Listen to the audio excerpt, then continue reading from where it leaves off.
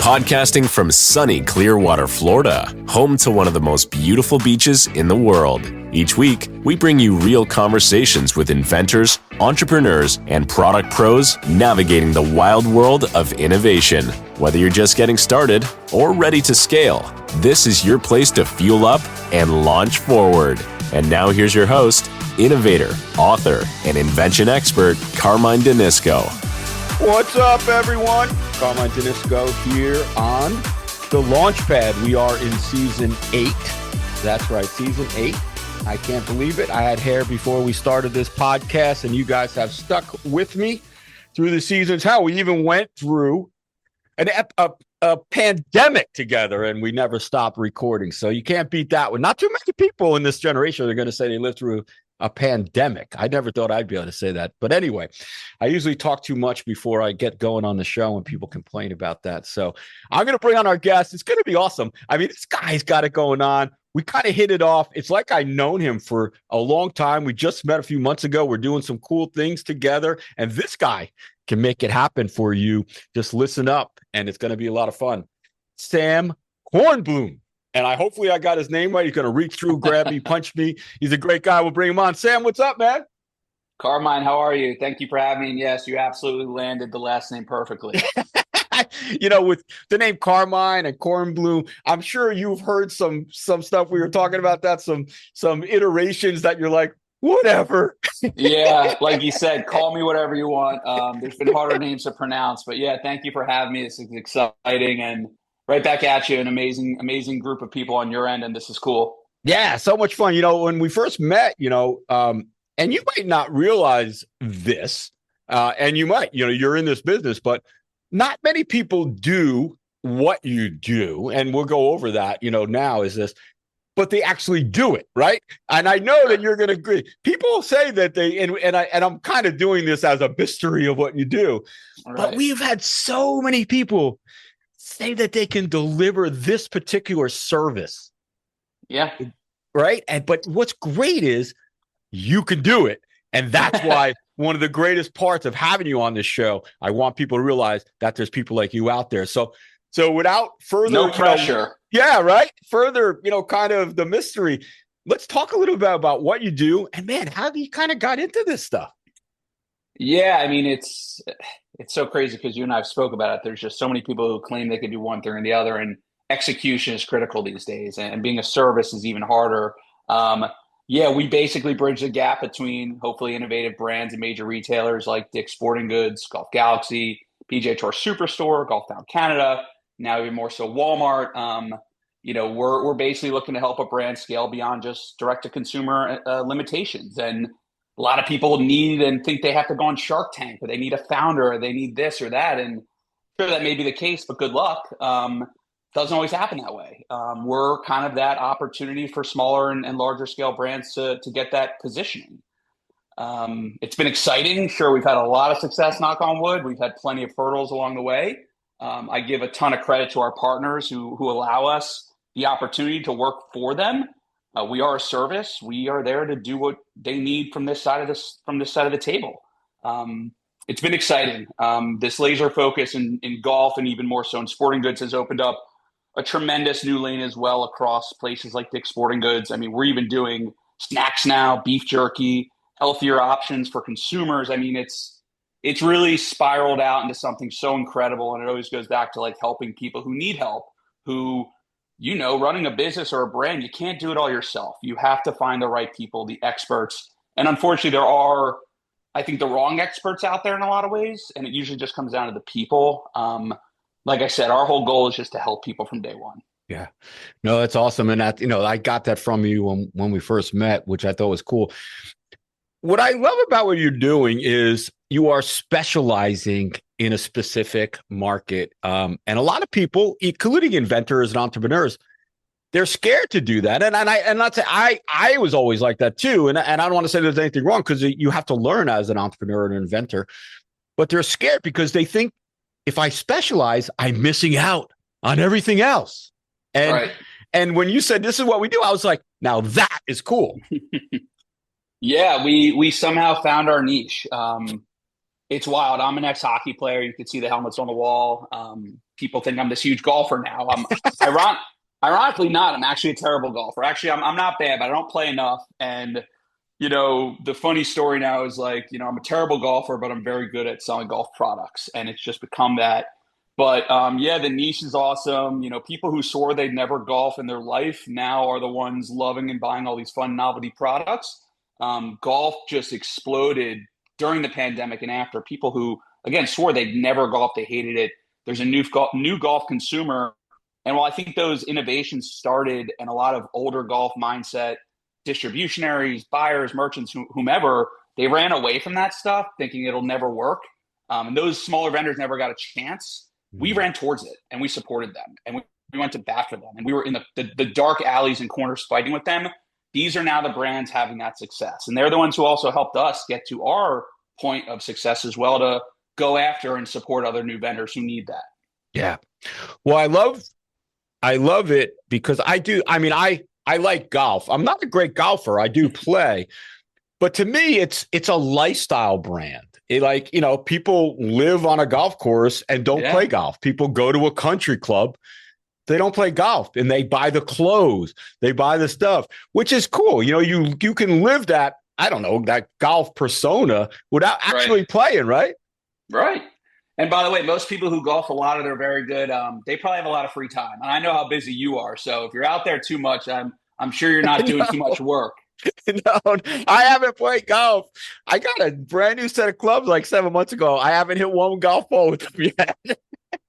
And you know what? I hate to say it, unless you're out there every day, good luck. But no, it's an incredible sport. I think it's brought a lot of people together over the years through a lot of tough times. And one thing now more than ever, what we're seeing in the industry, which is even more incredible, as you know, I'm a recent father, youth, bringing kids up in golf, people and their children getting in golf more, bringing families together. And of course, the female demographic as well, just constantly expanding and growing.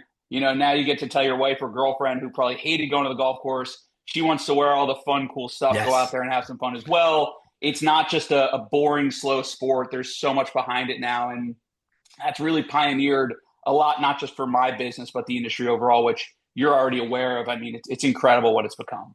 Yeah, it really has. And I look at golf and I want to get into your process and what you look for, but I look at golf as when there people first start playing golf, it's a gift sport. Mm-hmm. Like your wife is glad you're playing golf because she gets to buy you all the paraphernalia. Your kids are glad you're playing golf. Right. They get to buy you something for Father's Day because they need to be able to get you something. And if you're playing a sport or you have a hobby, here we go. We're going to the golf shop and we're going to buy some stuff that I'll probably never use, but I'm going to go, awesome, this is really cool. Yeah. Thank you. So, it opens up that gifting portion of, and some of the stuff is really cool. Golf stuff, you got hats and clothes and shoes and all those things, which is great. So I really like golf in that side of it. And what you do is right up that alley, right? I mean, you're like, bring me those products. Yeah, it's funny. Those novelty, we'll call them disruptors, is exactly what we go for. I'd love to go sell 1 million golf balls, but they have plenty of that, right? I want to find what they don't have. We want to work with those crazy, funky items that people are like, this will never work. Yeah. But I'd rather go create our own lane for a partner who deserves that visibility on a national scale instead of the people who are out there trying to become the next big name brand that they already carry. The novelty aspect, the giftability, especially we come into, the holiday season approaching, stocking stuffers. I mean, it's remarkable. I don't think a lot of people understand the capabilities and velocity that comes with this golf industry and sporting goods in general, through good times in the market or not. Something tells me that nothing's ever going to stop a father or a parent or whomever to take their kids to a place like Dick's Sporting Goods and try on a pair of cleats for the first time, or test a baseball bat, or in golf, take a club, swing it. There are strange times coming with the way our economy operates. And of course, e-commerce and helicopters dropping off packages, who knows? Something tells me that when it comes to sporting goods, that genuine touch as a human will never go away. And you see it with the growth of new stores building, like, Dick's Sporting Goods, House of Sport, PGA Tour Superstore opening more doors. These are really good signs based off of people's just real engagement. Yeah, what I love about what you just said there, without saying it, is that retail, brick and mortar, it's not going anywhere. Correct. It's not. It might condense, they might compact, they might change the way they look, but man, it's nothing. You can't change somebody in a specific sport or something like that that wants to go into that store and grab it, feel it, touch it, and Yeah. buy it. The amount of people who wildly go to stores just to putt during the day, and have fun, it's wild. You'd think, hey, somebody's just in the middle of nowhere. They got 2 hours to kill and they go in and hit a couple balls or they want to test something. That part of the sport of golf is never going to go away. We actually found that a lot of the people that go to those stores and do that, they're the ones buying the snacks, right? Because you're like, why would we sell snacks in stores? And to me, we cross-referenced it and now we're selling these snacks. And that also in turn came with like, hey, you got people in there, they're kind of shopping, they're kind of not, they're killing time, having fun. Maybe they're not willing to buy a grip or a shaft or an accessory at this time, but they got an hour to kill, but they're hungry. Okay, right now you don't really have a lot of healthy options for these people. We're pioneering that. We've implemented and added already a handful of healthy snacks. So it's funny, that touch of having people go to stores, we're trying to find other creative ways for even the ones that go just to have fun and swing a club to actually, acquire a sale on behalf of our partners on the vendor side and the retail side. Yeah. Yeah, because we're creatures of habit. I go there and buy some snacks and I get a putter, but when I want something, where am I going to go to buy it? Sure. And the irony there too in support with new brands is that, most people are buying something in some way, shape, or form on the go or they're out. Mm-hmm. And look, it is 2025. You can easily go on your phone and order something in a minute. That visibility that you just got and acquired at the retail level because of the foot traffic and really footprint in general, that person's probably not running back to the store right away. Sure, they may go back and be like, oh, I remember this, I'm going to buy it. What do? They Google, they Amazon, they look you up. You just acquired a new consumer you never had based off that footprint visibility. So that is a way where people now they're running ads D2C. They're doing what they can to, do this direct to consumer acquisition. Those can plateau. You can invest a lot of money in ad spend and it eventually balances out. People see it. They already bought it. They don't want it, etc. When you have a footprint like that in an industry like golf, where it's a little bit predominantly older of people who go in and still want to, like you said, touch, feel, work with parts, these are the people you're not actually touching with those ads that you're running, and getting that visibility and value and credibility for your brand at that level. You're acquiring a sale and a customer for life based off that vision. Yeah. And that's kind of what you are working on. And, I want to back up a little bit.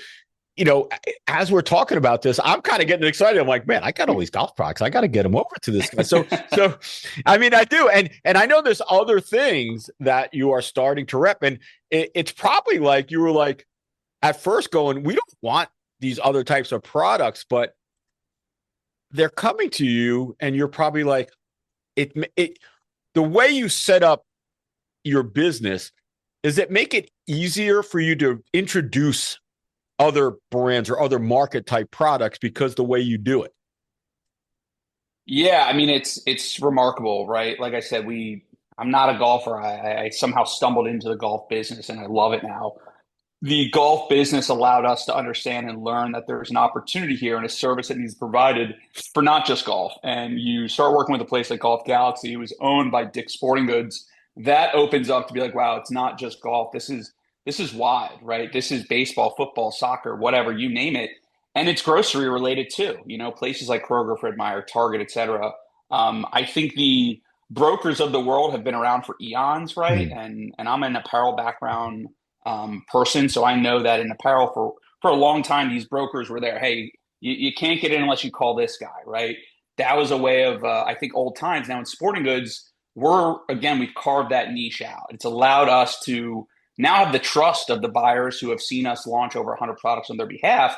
We're vetting the vendors. We're checking product before it gets there. We're running the economics to make sure that the day I take Carmine's product to them, we're there ready to go. There is no, we're not putting the cart before the horse. If we are there, we don't even put it in front of them. We don't want to jeopardize the vendor's opportunity, and we don't want to waste the buyer's time, which then in turns make us look like we're the noobs when they're like, Sam, you should know by now. You should be able to do this in your sleep. So we've really critiqued our way in policy of procedure, which sometimes could be a little frustrating.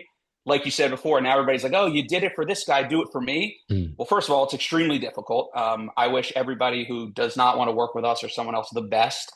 We've had plenty of success. We've had plenty of challenges. You got to know what you're doing. It's very, very difficult. And if you get in front of the right people with the wrong product, the wrong execution, you're out. We tried it, didn't work. Good luck. And that's a problem. Yeah. Well, it's a perfect lead into, I mean, you're doing my job for me here, which is awesome. Because I forget sometimes my next question. What do you look for? Like, what's the process? Do I just send a product to you or what's the process? I know people are going, how the hell do I get Sam a product? Because they're like, Carmine, shut up. How do I just get them a product? Because I have the greatest thing since sliced bread. Everyone does.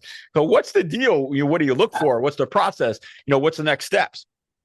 Yeah, I mean, look, what's the old saying? The magician never reveals all his tricks. So I got to be diligent here. But, look, the process is this. We do a ton of outbound reach. We try and source very specifically, as you know, very funky, very different, very unique.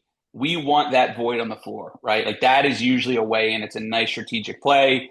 As far as contact, you have my email, you have our website.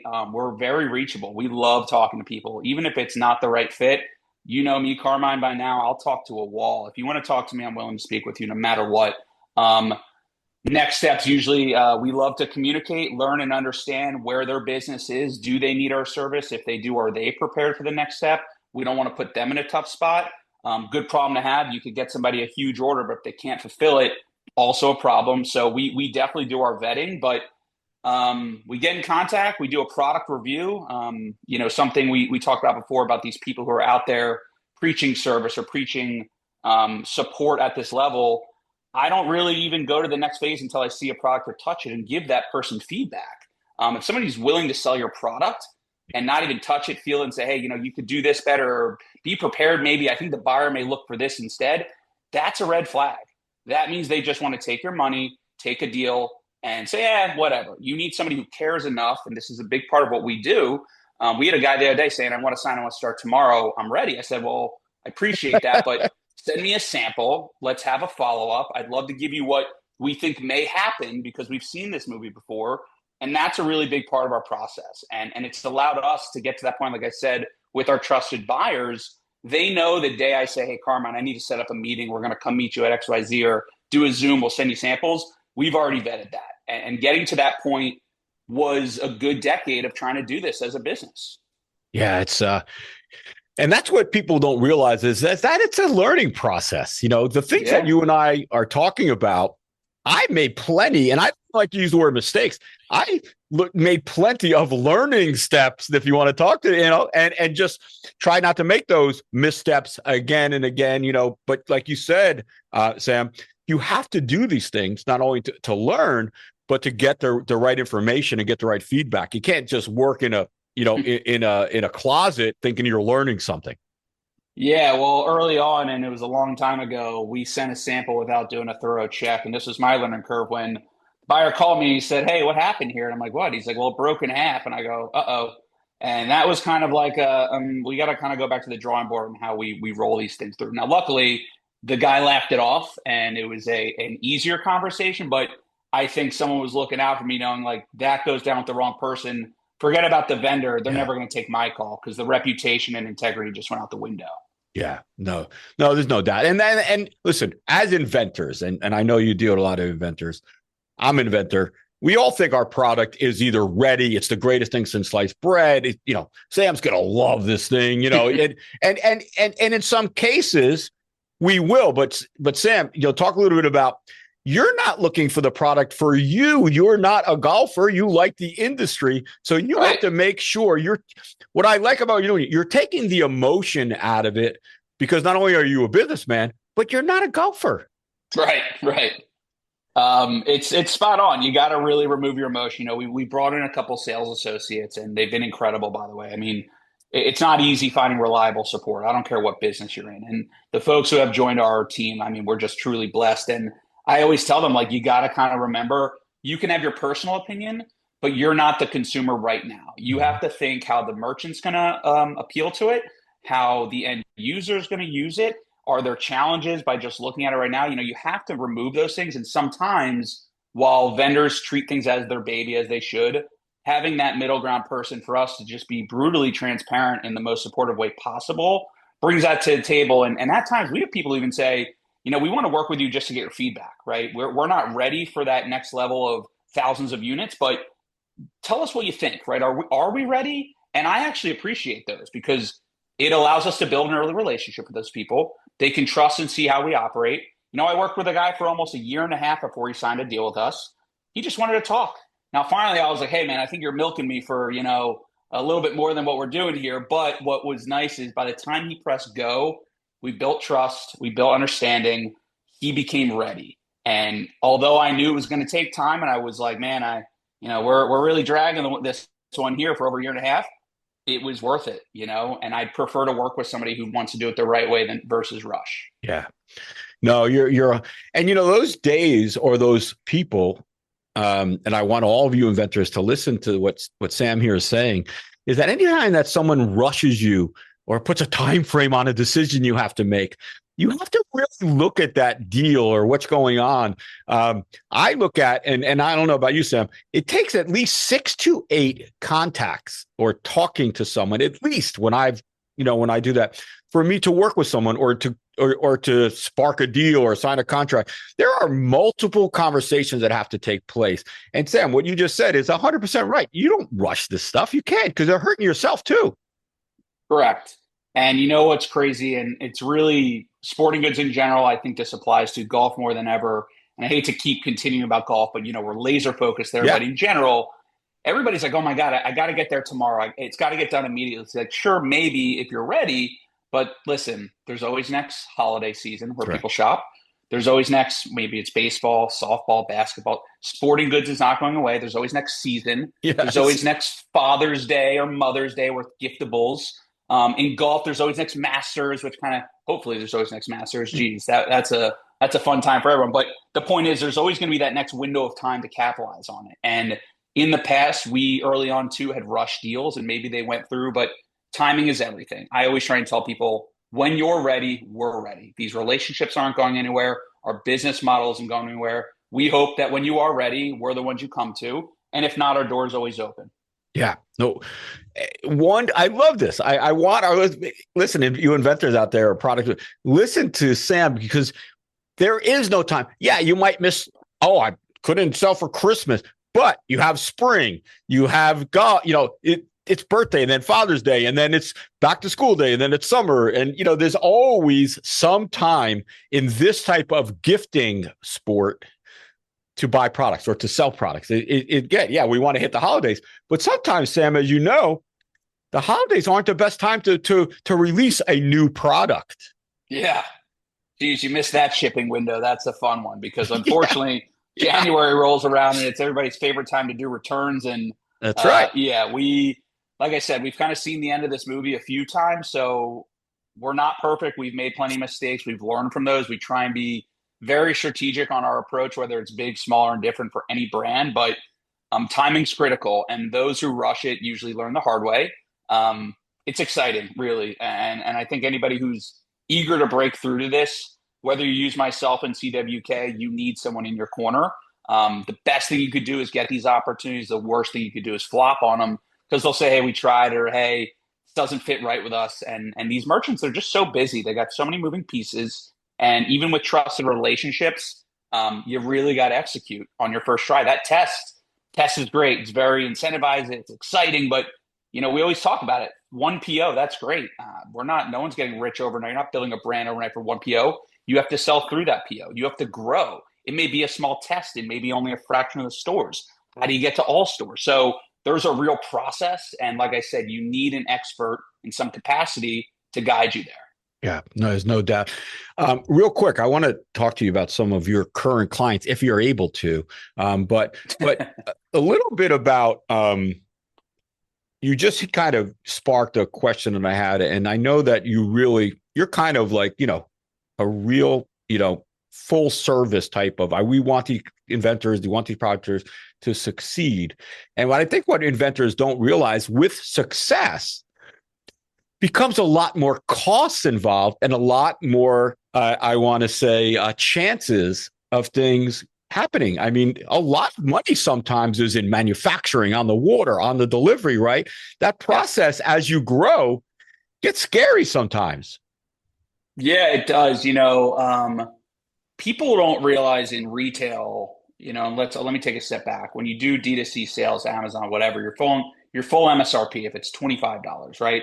Most retailers are going to buy that for Keystone between 40 and 50% retail resale, right? That's the way you got to look at it. They get very, oh man, well, I got to sell 500 units for half the price. Why would I want to do that? Well, when you start buying bulk, right, you start shipping, and I'm sure wherever people are producing domestically or international, there's price cuts. So that overall price cut that you got from a large order one time or every other month should boost your overall profitability for that person who saw it at a Dick's, a PGA, or wherever. What do? Their friend sees it. They are not really running back to the store. They Google you. They Amazon you. What's going to happen is that sale you sold for half the price, got the eyes on it. They're going to go back, buy it from you directly at your full MSRP. Your overall profitability from that price cut off the volume should go up. That is a real metric people don't realize. So we have a lot of people who are like, we just want to get into retail because even if it's every other month and I'm getting a couple thousand units, our overall profitability will be higher. Now, challenges overseas now more than ever with tariffs and different type of duties and issues. It's a problem. We had 6 months ago some really tough meetings, and I got to be honest, I was even in tough spots myself as the strategy lead. So those who didn't have that strategy lead, I think they got cut. I think they had some really hard times. And again, our service is there not just to sell your product. There will be good and bad times. And those good times, you could probably put your feet up in cruise control. The bad times come, and if you don't have a plan in place or somebody who knows how to, kind of clean up the mess, these bigger players just say, hey, guys, we tried it. I'm sorry. And unless somebody's cousin or uncle or somebody's over there to do them a favor, which they're not, we're through this, right? And good luck. Yeah, yeah. And strategic partners like yourself who care during those times. And during these times, I've had multiple clients working with people who didn't care and they're just gone. And then they were working with factories and people and even buyers that did care, and they tried helping, and they were able to, change out the POs or change out the service or the shipping, and they were able to survive. So working with people from the beginning who are very, educated on what to do, but also that care. It's a total difference, right? I mean, you get that all the time. It makes life or death, really. It's really a service. And like I said, that's why we don't call ourselves brokers. We're not really agents. We're a service. We're an extension of your team. We work for you. We're 24/7, 365. You have our cell phones. We're not this big corporation, close at 4:59. Don't take calls on weekends. And that's really what it is, because smaller vendors, you can't really afford that type of expertise. And that's where our value came in. Now, we don't sign anything on your behalf. We don't authorize anything. Again, we work for you, and you need that passion. You need that support. And if you don't have it when those tough times come, it's going to get ugly. And look, we've had plenty of people who said, hey, you know what? It's been real. We're going to go do this ourselves. And I'd say more than half those people call us back pretty quickly. Yep. And it's not in a bad way, but they're just like, hey, you know what? We actually realize this is a full-time job. We need your help. Or, hey, can we pick your brain real quick? Something came up, and, even ChatGPT and Google can't help answer this one. Like, what do we do? So it's an interesting market. Big box retail wholesale distribution is a way of, I think, old times that is not going away. And I think there's a lot of experts in Amazon and marketing and these new areas of e-commerce and running ads. But our niche kind of is why we're experts now, because not a lot of people know how to do it. Yeah. And that's what, again, I go back to choosing a niche like that. You can really expand your knowledge and experience and your connections a lot easier than just saying, we're going to work with everyone. I mean, it's almost an impossibility because it's so vast. And, we try to talk about, and even with inventors with products, who's your target laser focused market? Who is that buyer? And a lot of times they just don't know. They just say Yeah. everyone, or women. I'm like, do you know how? Yeah. I mean, it's just like, oh my God, and just to let people know, Sam here is going to be at the PGA show with us, and he's going to be on stage and he's going to do pitches and everything, and we're going to talk to you about pitches. But don't go in front of Sam when he says, "Hey, who's your market? Who's your target market?" and say everyone, because he's going to know you didn't put in your time to figure that out. But it's just funny when I've seen people pitch to investors or Right. angel investors, and they didn't do their research. And of course, the guy hears 100 pitches, a month, and he's just Sure. like, Sure. and they say everyone, and he goes, "I'm not." Yeah, it's hard. We came a long way, and saying no to, first of all, anybody who, like I said, I love talking to people, love hearing their story, where they're at. This all started with helping a friend. And I've always tried to keep in mind that while we're running a business, our core values are to help people. That's what it comes down to. And, you lose sight of that sometimes. So when we're getting a lot of inbound now, specifically in sporting goods and golf, it's, hey, we know what you did with this person, this person, this person. Do it for us. What's it going to take? And it's very hard to tell somebody that I don't want to waste your time or your money or your efforts or our resources. I'd rather not do it and then rather lead you down the wrong road. It's very difficult and people take that the wrong way. But back to the way we source, right? We want to work and help people. And certainly we've had people force our hand. And we're like, hey, we're going to try and tell you where this is going to go. So, don't want to say I told you so, but sourcing that and doing it the right way, you have to have an understanding. Otherwise, you will hit those walls. You'll waste time, effort, resources. And like I said, it comes down to having those right people on your team. You need an expert for Amazon. You need an expert for your ads, for marketing, manufacturing, social, strategic advice, players for wholesale retail distribution at a large level. You got to build a dream team. And the people who try and do it themselves, they run themselves thin. They don't execute, or they're just too greedy to try and build the right team with the right people. Yeah. No, 100%, Sam. And you inventors out there, what Sam's saying is, his yeses don't mean anything if he doesn't say no. And he has to say no to some products. I mean, it's I know that it's going to help the inventor more because they're going to get ready. And he can't help the people he is saying yes to if he's too thinned out, if he's too busy, if he's working on trying to prop up a product that just isn't ready, right. And that's what I love about, Sam and I we're talking, and I'm like, holy shit, he knows what's happening because he has learned this through attrition, through experience. And it's really great that the people you can help. And I've talked to some of your clients. I don't even like talking to them. They're like your friends. I mean, the way they talk about you guys. That's what we hope for. Yeah. Like I said, we've had a lot of really good stories, and I'm blessed, and I know they are too. And those leaps of faith mean the world. And Carmine, I said this the other day to somebody, it's really a leap of faith if you want us to help you.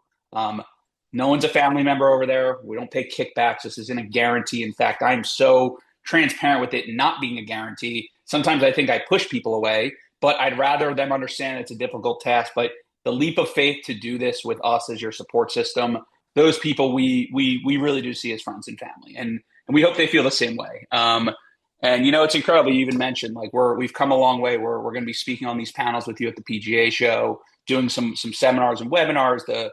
The judge pitched the pros. I mean, I remember years ago I walked the show alone. I didn't even have a business card. I was just there trying to figure this out. And we've come a long way. And to anybody listening, don't stop. Right? Like you can't stop if you have a vision.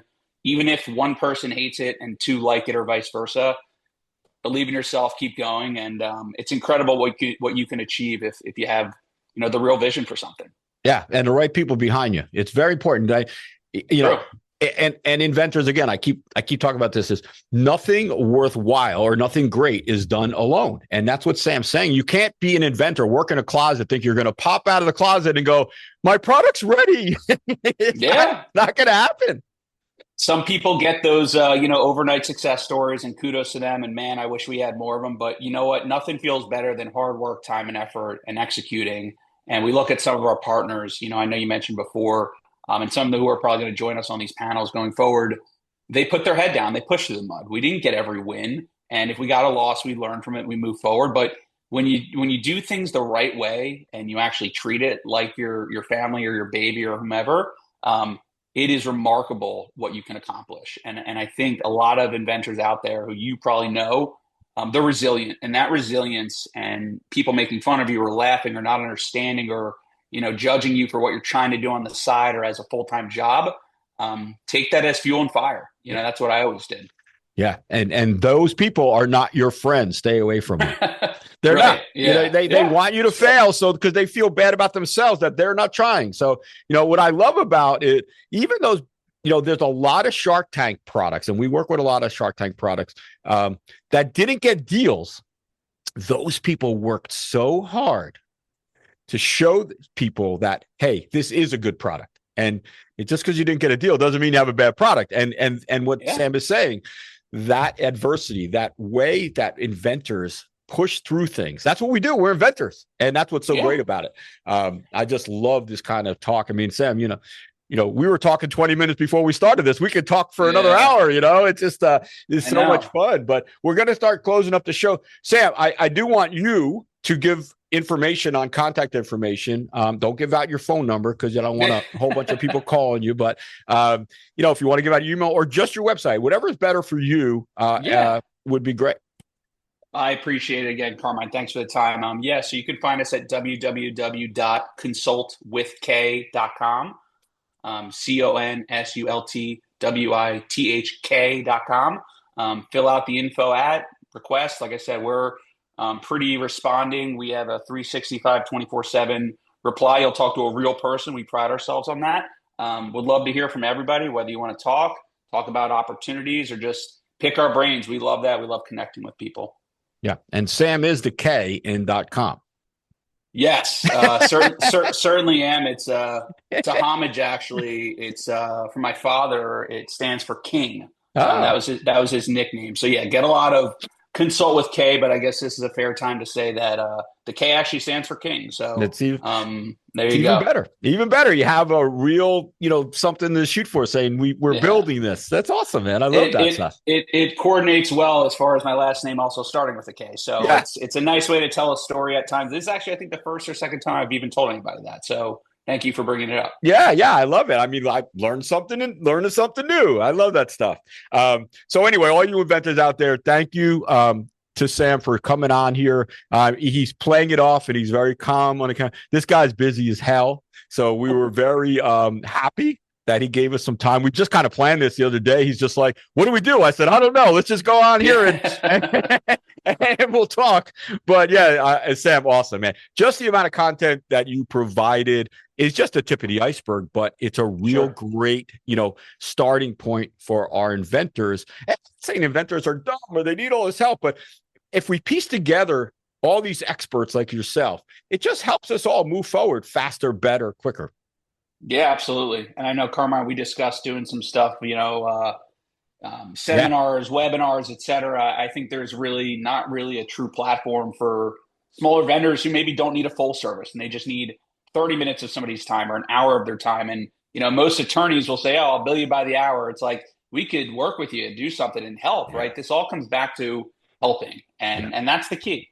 One piece of information could save an inventor or a product developer or somebody tens of thousands of dollars just because signing up with the wrong person, or months, or signing the wrong licensing contract or whatever. There's so many bits, and everyone needs that little or different types of information. And I think that we're going to put together some workshops and seminars and things like that, and bolting you onto these things is going to be priceless, man.